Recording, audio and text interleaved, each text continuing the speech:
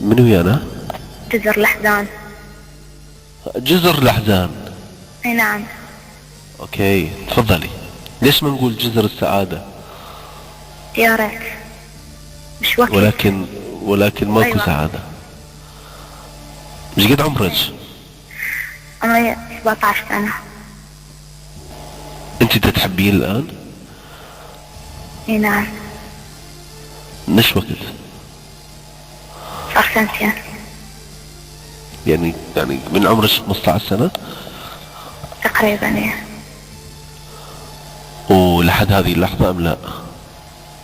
لا، هو انا بدي اعترف يعني يوم. طيب نعترف، يلا تفضلي ونسمع الاعتراف. تفضلي. أقسم بالله العظيم، أقسم بالله العظيم أن أعترف بكل خطأ ارتكبته. أحسبه.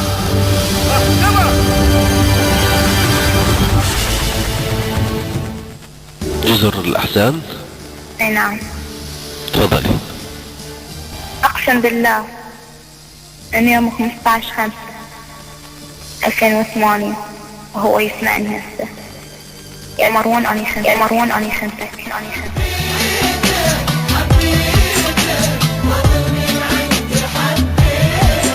فضل من عندي حبيتك، فات الدنيا وشريتك. فضل من عندي حبيتك، فات الدنيا وشريتك. عرفتك مو على نيتك، هسه شلون؟ هو يعتبرها خيانة، بس اللي يسمع القصة ما يعتبرها خيانة. المهم انت خنتيه. اي نعم. عرفت بهذه الخيانة هو ام لا؟ من نفس اللحظة. بنفس اللحظة عرف؟ اي. شلون عرف؟ اولا هي عندي مشكلة صديقتي، فطلبت مني ان اساعدها. كانت الساعة 9:15 بالليل، عندي موعد انه اتصل واحكي وياه.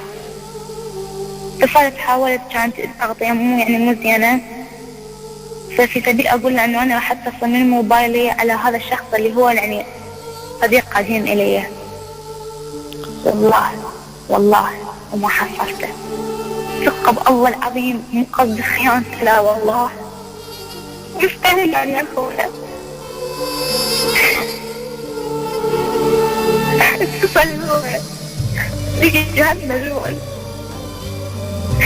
ما في فرصة يسجل انه اوضح له اقول له كان هذا الشيء ما موجود. نزل إهانة وحكى علي هواي، وبيجي اللحظة كان بحالة مزرية يعني ما تمسك أعصابه. ما اعطاني حتى فرصة انه اشرح له او اي شيء. نفس اللحظة الساعة 1:01 بالليل اتصلوا يشبكوا التليفون على أصدقائي، وأصدقائي يضبطوا يشبكوا فيه.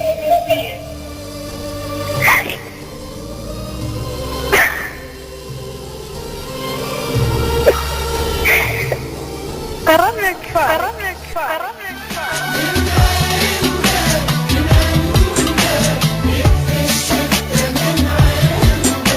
يكفي الشفته من عندك، روح ورب لي ساعدك. يكفي الشفته من عندك، روح ورب لي ساعدك. كرهت الحب من بعدك، وقلبي ثق يطاوعني. سأنت كل أحب ثم أول حبني.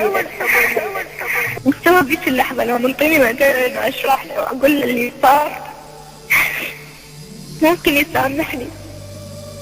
احنا هنا تقريبا مجتمع منحرف، ما مبني يعني يكون عندها صديقة وهيك شيء.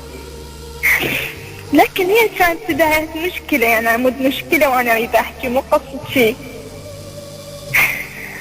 والله ما قصدي اخونك وهسه ويسمعني، يسمعوني كل أصدقائي وكل الدنيا وكل أهلي إنه أنا ما خنتك. وأقول لك كافي عاد، صار سنتين من الموضوع، كافي عاد. بعد ما أتحمل أنا أكبر، التقمت من عندي هنا وأوقف كافي. أكبر شيء حرامتي بين أصدقائك واحد. هذا الولد كنت تحكين وياه، لا تكذبين علي ولا تقولي لي أي شيء. هذا الولد كنت انت تحكين وياه. ليش تكلمت ويا هذا الشخص؟ ليش حكيت وياه؟ وياه والله ذات عمري، يعني كان الشغلة اضطرارية وبيها مشكلة في سبيل انه اوصل حكي من بنية من صديقة الي